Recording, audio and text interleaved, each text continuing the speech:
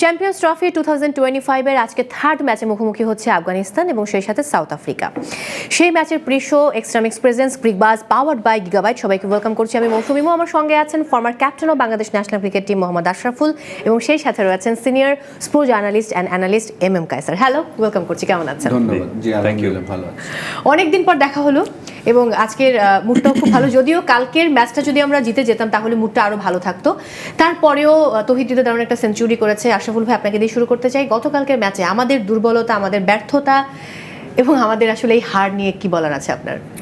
না, কেউই আমরা আশা করিনি, কারণ ক্যাপ্টেন যাওয়ার আগে যেভাবে বলে গিয়েছিলেন যে আমরা চ্যাম্পিয়ন হতে যাচ্ছি, স্টিল আমাদের ওই সম্ভাবনা আছে।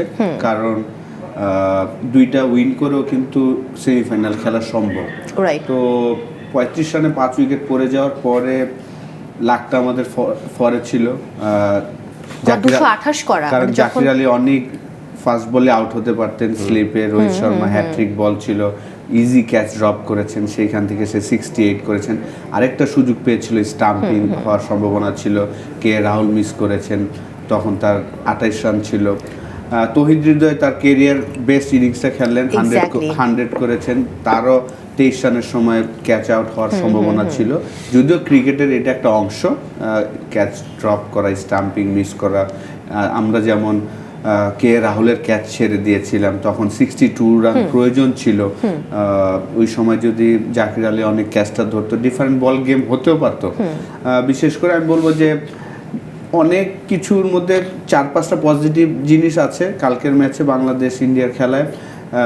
রিশাদ তার কেরিয়ার বেস্ট বোলিংটা করেছেন ইন্ডিয়ান টিমের এগেনস্টে, যারা এত চমৎকার স্পিন খেলে তাদের এগেনস্টে 10টা ওভার চমৎকার বল করেছেন, 2টা উইকেট পেয়েছেন। মিরাজ ভালো বল করেছেন, তাসকিন ভালো বল করেছেন।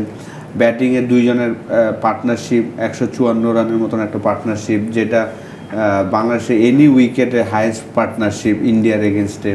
তো ওভারঅল এই জিনিসগুলো পজিটিভ। আমরা হয়তো 30 থেকে 35টা রান শর্ট ছিলাম। আর বল আমার মনে হয় যে এই 128 রান জেতার জন্য ক্যাপ্টেন্সিটা আরেকটু বেটার হওয়া উচিত ছিল। বিশেষ করে নতুন বলে যখন আমরা তানজিম সাকিবকে বলটা দেইনি, তখনই আমার কাছে মনে হয়েছে যে একটা রং ডিসিশন।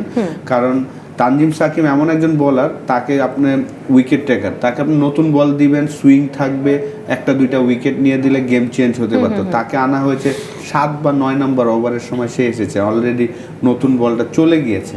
এই জায়গাটা আমার কাছে মনে হয়েছে যে ক্যাপ্টেন্সি আরেকটু, বা ক্যাপ্টেন বা ম্যানেজমেন্টের ফল্ট হতে পারে। এক্স্যাক্টলি।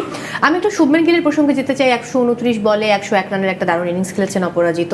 তবে মানে তৌহিদ হৃদয়ের ইনিংসটা আসলে দুর্দান্ত ছিল, এই বিষয়ে কোনো মানে কি বলবো, কোনো অবকাশ নেই আসলে বলার। সো কালকের ম্যাচটা প্রথম দিকে যখন 35 রানে মানে মনে হচ্ছিল যে 5টা উইকেট পড়ে গেল, তখন সম্ভাবনার দেখছিলাম না। কিন্তু তারপরে যে কামব্যাকটা এবং 228 করা, সেই জায়গায় হতাশ হয়েছে যে আমরা আসলে ম্যাচটা হেরে গেছি। এম কায়সার, আপনার কি বলার?